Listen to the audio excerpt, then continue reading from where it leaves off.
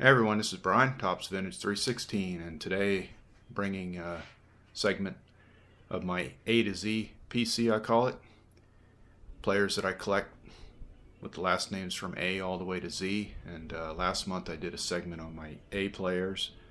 This segment is going to be on the B players, and basically it's going to be a two-parter because I've got quite a few. I go from Bagwell to Bench to Bonds to Brett to Buckner. So this section basically I'm going to cover players I have in here from Bagwell to Bonds, and basically it'll be up through Wade Boggs cards. So hang on a second and I'll turn the camera around and we'll go through some of those. So to start off with the B's here, we got Mr. Jeff Bagwell. He was a longtime Astro player, played with that team from 91 to 2005. And this here is his 91 Fleer card. I don't know if it's considered a rookie card or prospect card, but it's basically his minor league stats on the back. Same thing here for the 91 Upper Deck. Shows him in his Astros uniform, but stats again are just basically for his minor league. Last year he's won the minor league there. Had a couple of those. And then here's the same thing with the Topps rookie card or prospect card. I guess back then they called them rookie cards. But again, it's only shows his minor league stats on the back. Here's a pretty neat little card I picked up from the Post. It's called Rookie Star card, but it has his first year stats on the back, 91 when he was with the Stros. Next card is the Pinnacle Express card. Really like this card. It shows him getting down in his stance there. He had a pretty wide stance.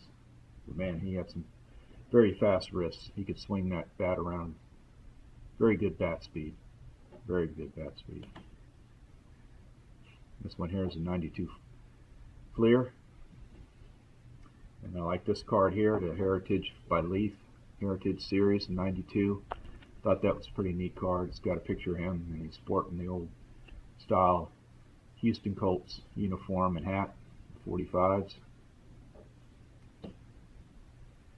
This is the Upper Deck, 92, I believe that is. And then a 93 Leaf, 94 Fleer. And then a pretty interesting card here, the interleague play between picture of him and Alfonso Soriano. Thought that was a pretty neat pickup card. And then a 2000 Topps. And this last card I picked up actually last week when I was in a card store, a 2003 Honor Roll card. I think those are pretty neat. But he finished his career with a 297 batting average, over 2,300 hits, 1,500 runs batted in, and almost 450 home runs. He had 449. But anyways, he was a four-time All-Star, NL MVP in 94, and a Rookie of the Year in 91. He ended up having his number retired by the Astros, and he went into the Hall of Fame in the year 2017. So that's Mr. Jeff Bagwell. This next guy up is Harold Baines, another Hall of Famer. He went in 2019, but his career basically went from the early 80s on into 2000s. And he was a six-time All-Star. He is also on a World Series team as well. But this is considered, I guess, his rookie card. And then here's a 91. Actually, I'll show this one first. This is the Post card. This is when he had a brief stint with the Rangers there. And then he got traded over to the Athletics. But I don't have too many of his cards. Got a couple other ones. Basically, when he's with the Athletics from there on out. These next few cards here, and then the last card I have him with the Orioles there. So that's Harold Baines. This next 3 cards here, very small PC of this guy, but one of the greats. And I know Steve from Vintage Card Steve is going to just love this card. But anyways, it's the 71 Ernie Banks. And it's part of my PC as well as part of my 71 set. But picked this card up not too long ago, actually. I never had it in my set, so it's one that I had to actually go out and purchase. So, but I found a good price of it. But he played from 53 to 71 in the major leagues. But prior to that, he played for the Kansas City Monarchs in 51 and 53. He finished with a batting average of 274. He had over 2,500 hits, 512 home runs, and over 1,600 runs batted in. He was a 14-time All-Star, and he led the NL in home runs in 1958 and 1960. And he was also named to the Major League Baseball All-Century team. Ernie was inducted into the Hall of Fame in 1977. And this is the other card I have of his, which I think is pretty cool. It's basically a promo card put out by Front Row, which is a pretty neat card. And then this last card I had was a 1975 card showing his 58 most valuable player card. So that was a pretty neat set of cards I had for him. And this next player up is one that my friend Shannon, back to the cardboard, he's gonna like this guy. This is my 71 Bench. And what more can you say about Johnny Bench, the greatest catcher that some folks believe he was the greatest catcher ever. He may very well have been. He played for the Reds, stayed with the Reds from 67 to 83. This is a 75 card here with him and another great, Richie Allen, showing his 72 card. This here is a 79, and then his 80 card. And then these next two cards I picked up, I thought they were pretty neat. They're both the same picture and same year, which is 1981, but that's Topps NL All-Star card. And then I picked this one up not too long ago, which is the O-Pee-Chee version of it.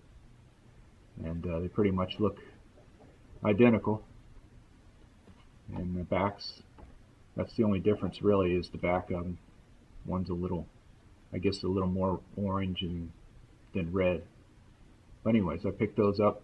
They got a different number on them, of course, but I picked both those up the other day. And I got a nice Allen Ginter card of Mr. Bench. And then a what's called the Ted Williams collection card of Johnny Bench as well. And then the 1980 3D Superstars card, as they call it. It's in pretty good condition. It's a little off center, but it's a card that I kept from when I was a kid, 11-year-old kid. So we're talking back in the early 80s, and even longer than that. But kept it all these years. Just thought it was a pretty good card. And he ended up with a 267 average, over 2,000 hits, and 10-time Gold Glove winner. I mean, he just knew how to catch. Great catcher. 14-time All-Star. And again, he had his number retired by the Reds. He's in the Reds Hall of Fame, and he too is also in the Major League Baseball All-Time Century Team. All-Century Team, and he was inducted into the Hall of Fame in 1989. And this next few cards I have is basically the other combo of the Houston Astros, the Killer Bees, I guess they called him at the time, Craig Biggio. I only got a couple of his cards. This one here is I believe this is the 89, and it's basically his second year, his rookie card, if you want to call it that. And then this card here is the 2008. But he too played from the Astros from 88 to 2007. he had over 3,000 hits, 1,100 RBIs, and 414 stolen bases. He also won the Roberto Clemente Award in 2007. He was a 7-time All-Star, 4-time Gold Glover, and like his fellow teammate, he had his number retired, number 7, and is in the Astros Hall of Fame as well as the Baseball Hall of Fame. He was inducted in 2015 into the Baseball Hall of Fame. And then these next 3 cards I have for another great player, pitcher, Bert Blyleven. This is the 71 Blyleven.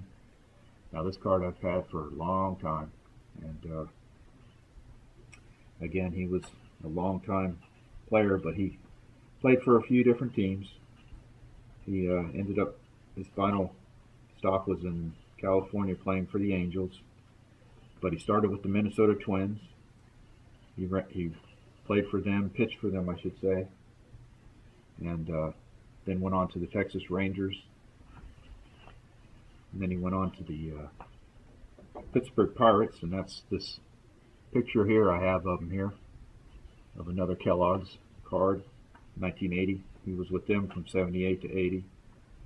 Then he went with Cleveland from 81 to 85, and then he was back to Minnesota from 85 to 88, and finished his career in California with the California Angels in 92.